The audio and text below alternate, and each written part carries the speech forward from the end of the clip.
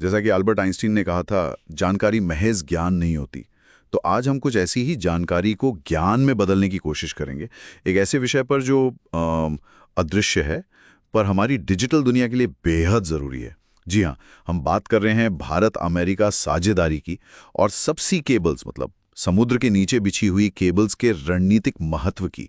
और ये सिर्फ तकनीक या व्यापार की बात नहीं है, बल्कि ये हमारी राष्ट्रीय सुरक्षा और दुनिया से जुड़ाव की नींव है ना? बिल्कुल। ये हमारे डिजिटल जीवन की नसें हैं, एक तरह से। पर आधारित है। तो हमारा मकसद क्या है? यही समझना कि ये केबल्स इतनी अहम क्यों हैं, खासकर यूपीएससी की तैयारी करने वालों के लिए, और वो सब लोग जो दुनिया में क्या चल रहा है जानना चाहते हैं।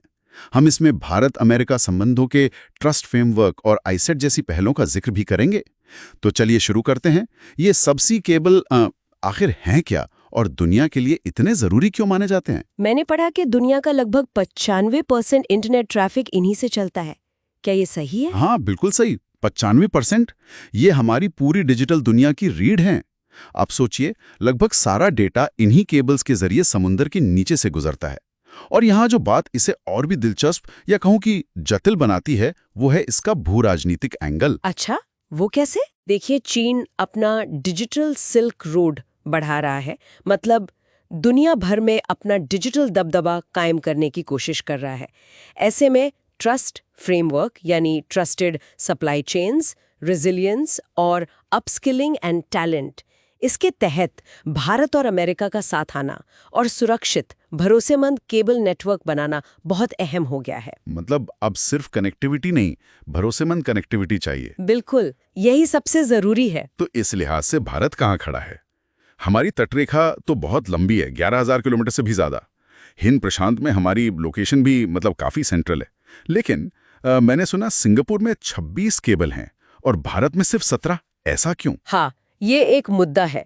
17 ऑपरेशनल केबल है हमारे पास, और जो ज्यादा चिंता की बात है वो क्या है? वो ये कि इन 17 में से 15 केबल मुंबई में एक बहुत ही छोटे से दायरे में सिर्फ 6 किलोमीटर के एरिया में आकर लैंड करते हैं। सिर्फ 6 किलोमीटर में 15 केबल?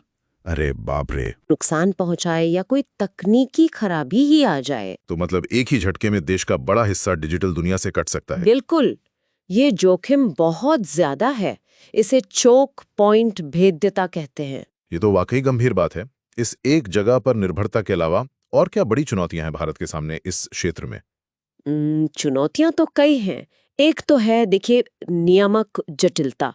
बहुत ज्यादा नियम कानून है। अच्छा, जैसे कि? एक नया केबल बिछाना हो या किसी पुराने की मरम्मत करनी हो तो करीब 50 से ज्यादा अलग-अलग जगहों से मंजूरी लेनी पड़ती है। 50? ये तो बहुत ज्यादा है। हाँ, और इसमें बहुत समय लगता है, पैसा लगता है। इसे निवेशक भी हिचकते हैं। तो एक सिंगल विंडो क्लियरेंस सिस्टम की बहुत जरूरत है, मतलब एक ही जगह सारी मंजूरियां मिल जाएं। ये तो होना ही चाहिए। और क्या है? दूसरी बड़ी समस्या है मरम्मत के जहाजों की। हमारे पास अपना कोई केबल मरम्मत जहाज बेड़ा है ही नहीं। अपना एक भी नहीं? तो फिर मरम्मत कैसे होती है? हमें विदेशी जहाजों पर निर्भर रहना पड़ता है। ज्यादातर सिंगापुर या दुबई से आते हैं और उन्हें यहाँ तक आने में 3 से 5 महीने लग सकते हैं। 3 से 5 महीने? तब तक तो भारी नुकसान हो सकता है। संचार व्यवस्था ठप पड़ सकती है। ये हमारी एक बड़ी कमजोरी है। समझ गया। और निवेश वगैरह का क्या हाल है? वो तीसरी चुनौती है। इन प्रोजेक्ट्स में लागत बहुत आती है। फिर नीतियां भी कई बार साफ नहीं होती, बदलती रहती हैं, तो अनिश्चितता बनी रहती है।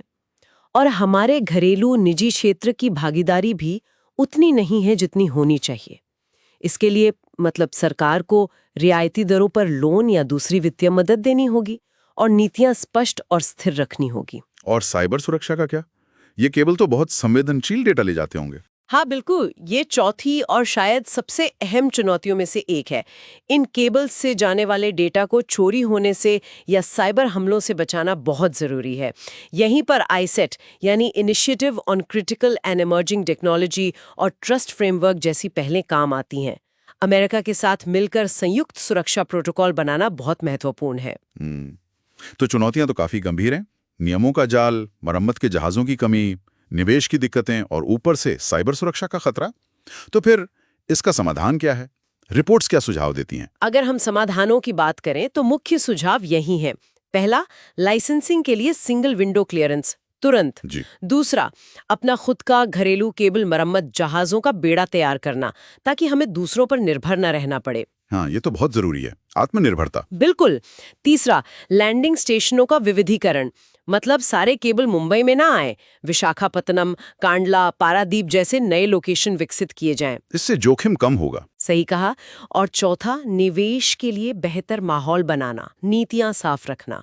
और पांचवा, अमेरिका जैसे साझेदारों के साथ मिलकर साइबर सुरक्षा के उपायों को लगातार मजबूत करते रहना। तो कुल मिलाकर बात यह है कि ये सबसी केबल का जो इंफ्रास्ट्रक्चर है, इसे मजबूत करना सिर्फ भारत अमेरिका रिश्ते के लिए ही नहीं, बल्कि भारत की अपनी डिजिटल अर्थव्यवस्था, उसकी संप्रभुता, उसके भविष्य के विकास के लिए एक तरह से आधारशिला है। हाँ, और ये एक अहम सवाल भी खड़ा करता है।